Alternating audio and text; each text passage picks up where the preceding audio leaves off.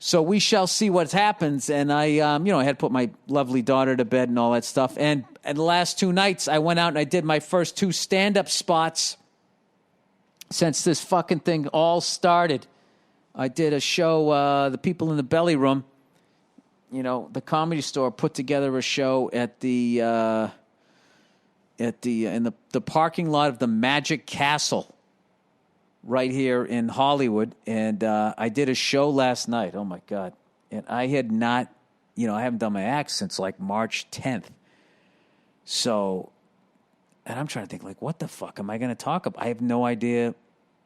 Started listening to my act. I had one bad recording of it, and it was one of those nights where I was just fucking riffing and shit, so it really wasn't my act.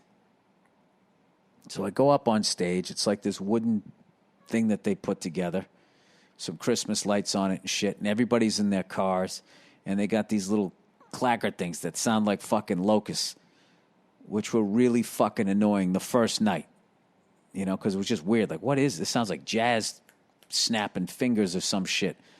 Like I'm in some beatnik coffee house in the Village back in the 60s, when stand-up was first getting going, right? As far as like after the Borscht Belt guys getting going, right? So I go up on stage and I'm sort of, I get the initial laughs. What the fuck am I doing in a parking lot? Bullshit, trying to get my feet underneath me, just trying to see if anything comes to me. So nothing was coming to me, so I just went to my old tried and true. I just started trashing women. That's just not what I want to do. I want to get away from that. So I start doing this bit about women, who's smarter and that type of shit. And, it starts going down that road, right? And so I do what I used to do. I butter up the women to get them all fucking going, and then I fucking hit them with the overhand left, right? So I do that, and all of a sudden, this woman, I swear to God, sticks her head out her fucking car window like Ace Ventura. Just starts yelling up at the stage. I can barely see her because people got their headlights on and shit. And she's just going, fuck you! Fuck you! Fuck you! And she won't stop through the whole bit, right? So I'm like, oh, yeah, you must have been on the debating team. I'm just breaking her balls or whatever. And then I hear this guy voice go, yeah, fuck you, buddy. Starts doing that. I go, wait a minute. I go, are you with her? He's like, yeah. I go, take your fucking balls out of her purse before she bends you over the sink when you get home tonight, right? The usual sunshine that I bring. So I continue with the joke, and I swear to God, the car backed up and they drove away. And 2 other cars drove away too. And I'm sitting there thinking to myself, like, as they're doing it, like I'm in my head going, my first thought was like, I know I'm on last. Have I gone over? I feel like I just got up here. Are they going to get in trouble? That was my first thought. And then I realized I was like, and I said to the people, I was like, are they leaving? And they're like, yeah, they're flicking their lights and shit. And I was just, one of the few times in my comedy career, and like, I don't know, in a long time, I was just like speechless. I really thought, or I guess I was hoping that this white woman fucking act was going to be done. And we could actually get to the truly oppressed people of color that started the woke movement. But nope, they picked right up where they left off. And, I finished my set. I really did not have a good set. And also, in defense of the people who drove away, is like a lot of my shit is sort of I lead you down one way and then I, make you think one thing and then I say something. It's a joke. You can't know where it's going. So, but there's a rhythm to it and you have to know what comes next once you piss them off. And I was trying to remember it. I was searching, so it was fucking up the timing. So they got pissed. But to drive away, it's like, really? Like, how fucking old are you? So I came home after the set and I just was like, depressed, where I was just like, all right, I get it. I'm the older comic now. And I get that younger people aren't going to understand me, but like, it's not that they don't understand you. It's that they're getting offended. Like, it's like they're acting like they're old, and you're some young punk up there, like, fucking shooting heroin into your arm.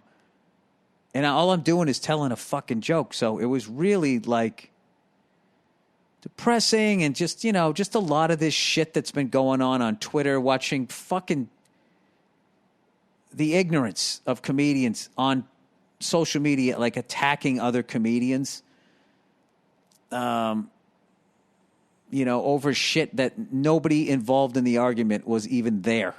So I don't really know what is going on, but it's just like, guys, like, you're literally playing into the hands of people that are trying to censor us. They've divided us, and now it's like, you don't trash other fucking comics. You can get their phone number. You got a fucking beef with them. Have it out with them, right? I mean, admittedly, I've made fun of a few comedians' tweets, but, like, I'm not trying to end their fucking career. So anyway, just that whole fucking thing where it's just like this, ever since this whole fucking shit, it's like, it's just gone so far beyond what it was supposed to be about. And this stuff is just literally, it's like not fun anymore. It used to be fun, like, to, you know, go up there and just have thoughts and just say them.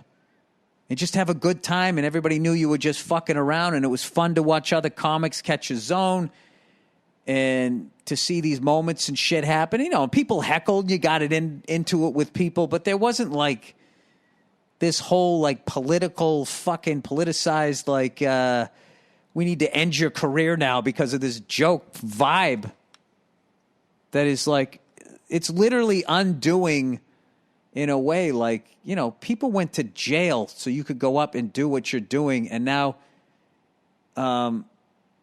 so-called open-minded people are like undoing it. It's fucking, it's really bizarre.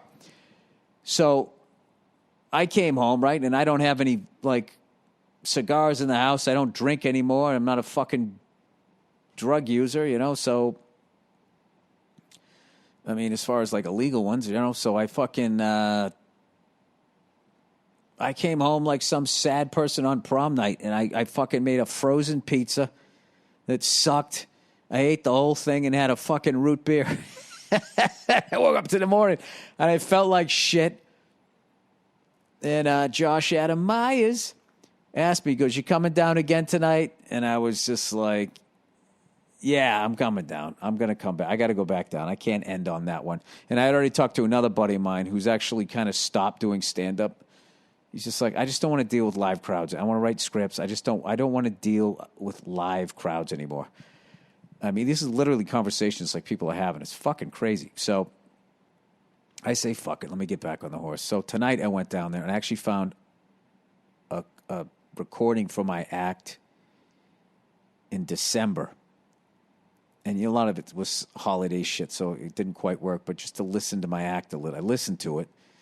And I was like, all right, so I kind of know what I'm going to start with. And I went up there, and tonight I fucking killed. And I had a great set, and I was used to the clacking thing. And I just did 2 sets in 2 nights, and I feel like I'm a fucking 100 feet tall. I was making people laugh. I was fun. I was silly.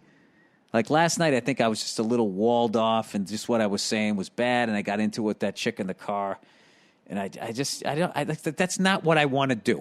I don't want to make people leave the show. I don't mind pissing you off, but I mean, in the end, you know, I bring it around, I make you laugh, but I fucking hate doing that. So I ended up having a fucking great set tonight. And so I came home, and I wasn't going to do my podcast tonight. And I come home, and, you know, my poor wife had to listen to me bitching last night. So I came home. I was like, I fucking crushed. I had a great set. I'm psyched. I go, I'm so psyched. I don't even want to do my podcast. You know, I had such a great set. It's like, I don't want to fuck it up. I want to sit down and eat a bowl of cereal and hang out with you. And she's just like, oh, I thought you were going to do your podcast.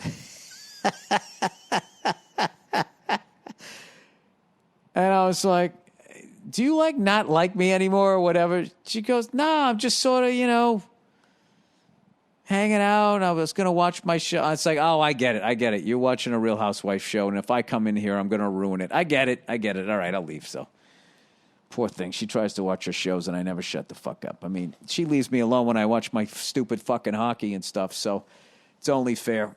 So now I'm out here. I'm doing this shit. So I want to thank everybody for fucking who built the goddamn stage out there and all of that shit. Yeah, look at that. Look at that. I just got a text from fucking Josh Adam Myers. He goes, you fucking ripped it tonight. I have not gotten that text in forever. I want to thank Tammy Joe for setting the whole thing up. She runs the Belly Room on a lot of, some of the nights back when you could do stand-up in a comedy club, they set that all up. I know there was a lot of hard work involved. They made sure everybody was safe. And, I was, I was not in a, I don't know. When you got kids, they put you in a good mood. But professionally was not in a good mood. So I was definitely missing doing it. And I swear to God, if they had that fucking thing 7 nights a week, I would go down there every fucking night. That's how much I miss it. So I want to thank everybody, too, for showing up, sitting in your fucking cars. I hope it made you laugh. I mean, it's the greatest. Like fucking... I got a new baby boy. I got a beautiful daughter. I did 2 sets tonight in this fucking hockey playoffs. I mean, I'm in the best mood ever.